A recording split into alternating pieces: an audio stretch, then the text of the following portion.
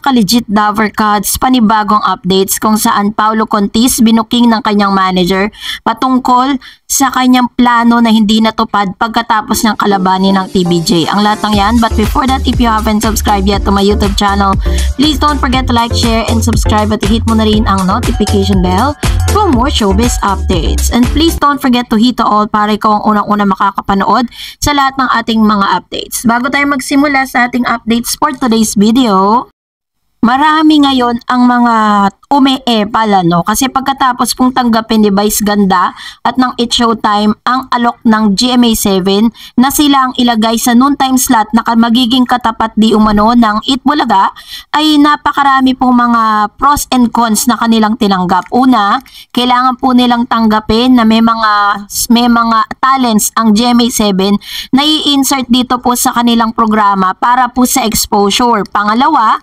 binigyan lamang sila ng 3 buwan para talunin di umano ang kanilang katapat na noontime program. 3 months, no? Parang medyo pressure po yan sa part ni Vice Ganda. Kasi nga naman, 'di ba, wala naman talagang makakabit. At nung sila po yung umi-air pa sa ABS-CBN, yung kanilang noontime program, ang tangi lang po nilang hangarin nun is to make people happy. But this time, medyo mataas ang expectation na hinihingi sa kanila ng kanilang boss, ano? At hindi lang yun, umi-epal din ang isang Paulo Contis dahil sabi niya ay gusto niya rin daw na maging part or maging guest ng nasabing noontime program. Sabi ni Paulo sa kanyang mga interview na masaya daw siya na It's Showtime ang ipinalit. So parang pinapabulaanan niya na nagkaroon siya ng sama ng loob sa GMA matapos nga naligwakin yung kanila pong show na tahanang pinakamasaya. And may mga naglalabasang news na parang nagsasuggest siya na kung maaari ay isama siya or insert siya dito. Pero alam niyo po ba na aside from that, meron pala itong pangarap, itong si Paulo Contis na patuloy na talagang totaling gumuho. Sabi po ng isang balita, dahil sa biglaang pamamaalam sa ere ng kanyang noontime show, tahanang pinakamasaya, hindi na natuloy ang pagbili ng bahay ni Paulo Contis ayon sa kanyang manager na si Lolit Solis. Imbis na house and lot, ay drawing na bahay na lang ang bibilihin ni Paulo para sa buong yon. So, ibig sabihin, totoo talaga yung ilan sa mga news na nagkalat ngayon na kaya pala itong si Paulo, todo talaga yung kanyang effort, todo yung kanyang pagkalaban sa TBJ. Yung mismong manager na mismo niyang nagsalita patungkol po dito sa napurnada niyang pangarap, ano. Hindi na pala matutuloy ang pagbili ng bahay ni Paulo Contis dahil sa biglaang pagkatsugi ng noontime show nilang tahanang pinakamasaya. Say ng manager niyang si Lolit Solis sa isang video post, according to him, bibili na sana ng bahay.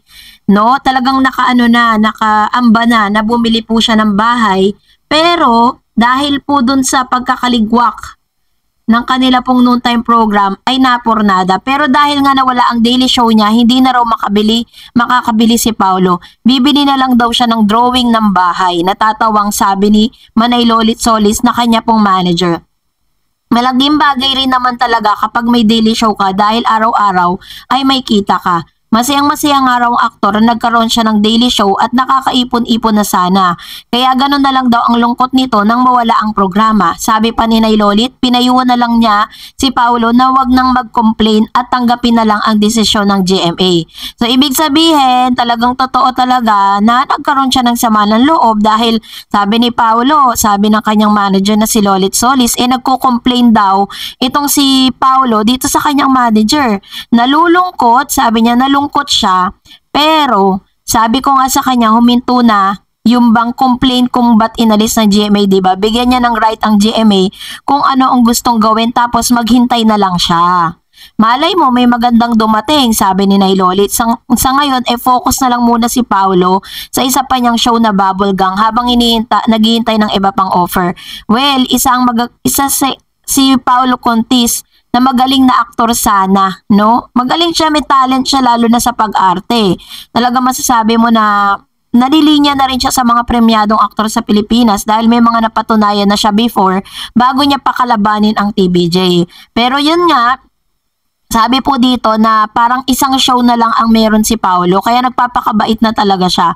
Sabi nga ng ilang mga fan, 'di ba? Kung nagpakabait lang si Paolo noon, hindi siya nagsalita against TBJ, hindi niya kinalaban ang mga legit Dabar Cats. Eh di sana ngayon, yung puso ng tao talagang ano pa rin sa kanya, naapektuhan talaga ng totally dahil po dito kay Paolo talaga. Kasi siya yung naging tagapagsalita, sinasabi niya na mahaba pa raw ang laban, yun naman pala, tsutsugiin na ng hindi na makalaban, 'di ba? So, sabi nga po ng kanyang manager, this is gonna be a big lesson for Paolo Contis. Na wag siyang makikisawsaw sa issue na hindi naman talaga siya or wala naman siyang kinalaman. Tapos sinasabi niya pa that they are really part of It Bulaga. Kahit po ilang araw at ilang buwan pa lang silang nasa It Bulaga noon na patuloy nilang inaagot, pinaglalaban, 'di ba? So at the end of the day, yun nga, medyo nalungkot sa part po ni Paolo kasi nga yung kanyang pangarap napurnada. Kasi, di ba, unang-una, hindi na nga siya nagbibigay sa kanyang mga anak. Isa rin kasi yun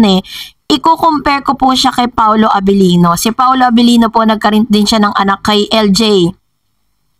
Di ba, yung kanila pong pareha silang nagkaroon ng anak doon. Pero itong si Paolo, kahit po wala sa kanya yung anak niya, pero yung suporta niya talagang nananatili, tuloy-tuloy. Kaya po yung blessing kay Paolo hindi nawawala. Kasi nagpakatatay siya kahit hindi po sila okay nung kanyang dating ka-live-in, dating girlfriend, 'di ba? At hindi po yun ang ginawa ni Paolo. That's the reason why kung bakit parang nandyan na yung blessing, biglang nabablock. Kasi meron siya mga taong pinabayaan, may mga taong siyang sinaktan. So yung mga blueprint po ng kanyang bahay mananatili na lang blueprint dahil sa ngayon ay hindi niya pa po maisa sa katuparan nito according po sa kanyang manager. Sayang nga lang kasi nakakapag-ipon-ipon na siya. At may mga bali-balita pa na yung kanyang girlfriend ngayon, yung kanyang live-in partner at girlfriend na ipinalit niya sa kanyang anak at sa kanyang asawa noon ay nagdadalang tao. Yun po ay chismis pa lang. Wala pa naman pong confirmation with regards to that. Pero yun yung pinag-uusapan ngayon online. At isa yun sa mga parang lahat na lang ata ng mga nakasama ni Paolo, inaanakan niya, no? Kaya buti na lang umiwas si Ara sa kanya dahil nalilink din si Ara sa kanya ng mga panahon ng tahanang pinasara. So this time, eto na nga dahil abangan din po natin ang ilan sa mga updates po na iahatid. No, kung ano po yung malaking pagbabagong magaganap after this Holy Week sa It Bulaga sa pagbabalik or sa kanila pong back-to-back ng Willie Rebillame at ang katapat po nilang network na GMA kung saan i-air na ang It Showtime. So yun po yung dapat nating abangan at dapat natin talagang we anticipate that magiging maganda po yung laban, At kay Paolo naman, dapat matutunan niya rin yung kanyang lesson sa pagkakataong ito at maging mabait na siya sa Bubble Gang dahil yun na lang po yung nag-iisa niyang show at wala pa pong any offer sa kanya dahil po siya po ay tinatawag na red flag sa ngayon, dahil medyo marami pong galit kay Paolo ngayon. So that's it for today. For more videos and updates, please don't forget to like and subscribe and please don't forget to follow my Facebook page, DarEds TV and DarEds channel. God bless everyone!